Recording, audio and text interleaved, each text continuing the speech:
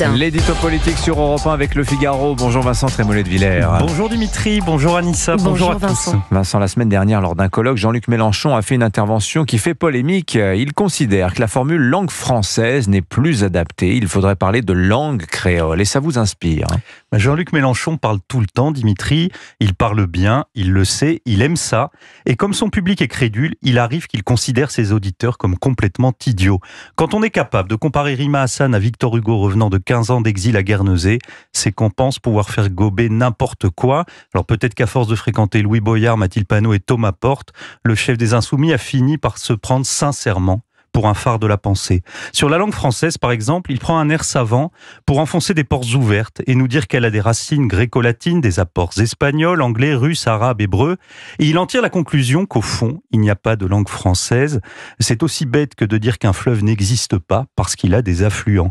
Mélenchon rejoint ici la confrérie de ceux qui invisibilisent notre pays ou font de lui une forme vide, ouverte aux richesses étrangères. Emmanuel Macron, qui en 2017 disait qu'il n'y a pas de culture française, l'historien Patrick Boucheron, dont le livre L'histoire mondiale de la France disait qu'il n'y avait pas d'histoire de France, et Jean-Luc Mélenchon, donc, qui pense que notre langue n'est que la forme sémantique de la créolisation. Alors on reste un peu stupéfait devant tant d'ingratitude. Mais pourquoi parler d'ingratitude, Vincent? C'est simplement une idéologie, sa vision du monde. Pour Mélenchon, c'est indiscutablement idéologique. L'idéologie, c'est quand on fait un système d'une idée, et ici, c'est l'idée de la créolisation qui fait système. Mais oui, on peut parler d'ingratitude, parce que Macron, Boucheron, Mélenchon sont quand même des purs produits de l'excellence française, mais cela ne les empêche pas de détruire le moule qui les a façonnés. Une fois installés sur le promontoire français, ils ont tiré l'échelle derrière eux. Je vous rappelle que c'est dans la cour du Louvre qu'Emmanuel Macron a fêté sa victoire à la présidentielle. C'est le long du chef-d'œuvre construit par les siècles en bord de Seine que Patrick Boucheron a composé pour les JO sa cérémonie de déconstruction de notre histoire. Quant à Jean-Luc Mélenchon, s'il y a bien un instrument qui lui a permis de devenir un leader politique de premier plan, c'est sa parfaite maîtrise de la langue française, celle forgée et transmise par Boileau et Littré. L'insoumis ne parle ni globish, ni wesh-wesh, ni inclusif, ni créole, mais le français de François Mitterrand. Pourtant, Vincent, vous ne pouvez pas nier que le français est une langue qui évolue et que l'on peut être francophone sans être français. Je sais tout ça, mais le génie de la langue française, ce n'est pas le métissage, c'est sa capacité à assimiler des mots et des formules, mais aussi des personnes venues d'ailleurs. Ceux-là sentent battre et pleurer dans leur sein le cœur de Jean Racine, disait Anna de Noailles, qui était d'origine grecque. Ils sont français, non par le sang reçu, mais par la langue parlée. Écoutez, Dimitri, ce que disait le roumain Émile Cioran. Aujourd'hui que cette langue est en plein déclin, ce qui m'attriste le plus, c'est de constater que les Français n'ont pas l'air d'en souffrir, et c'est moi, rebut des Balkans, qui me désole de la voir sombrer, eh bien je coulerai inconsolable avec elle. C'est poignant. On pense aussi à Lévinas qui disait « c'est le sol de cette langue qui est pour moi le sol français ». Et puis on pense à Boualem Sansal qui, avant d'être arrêté, avait publié un essai en forme de déclaration d'amour pour la langue française. On y trouvait ces mots. La langue, c'est une âme, un esprit, une histoire, une culture, une vision du monde, des valeurs, c'est un tout. Jean-Luc Mélenchon devrait prendre une leçon de français auprès du captif Boualem Sansal. Oui, Boualem Sansal, contre qui la justice algérienne a requis 10 ans de prison hier. Merci Vincent Trémollet de Villers. La culture française est en danger. Oui Alexandre, certains veulent effacer la culture française, notre histoire, nos traditions, nos valeurs. Et c'est fou ce que l'on peut entendre ces derniers temps. La France insoumise et Jean-Luc Mélenchon vont devenir les spécialistes du domaine. La liste des exemples s'accumule. Il ne faudrait plus parler de langue française, mais... Si nous voulons que le français soit une langue commune, il faut qu'elle soit une langue créole. Et je préférerais qu'on dise que nous parlons tous le créole, parce que ça nous arrangerait mieux que de dire que nous parlons français. Après, je parle de Jean-Luc Mélenchon, mais je pourrais très bien aussi citer Emmanuel Macron, qui avait tenu ses propos début 2017. Il ne faut pas parler de culture française. Il n'y a d'ailleurs pas une culture française. Il y a une culture en France. Elle est diverse, elle est multiple. Aujourd'hui, être fier d'être français, de la culture française, la langue française, défendre son terroir, ses traditions, c'est suspect pour certains, comme France Télévisions. Et en ce début de semaine, alors là, France 2 a une cible, le chef d'entreprise Pierre-Édouard Stérin. Lundi, la chaîne diffusait un long format de 4 minutes 40. Des créateurs de contenu mettent en valeur le terroir français.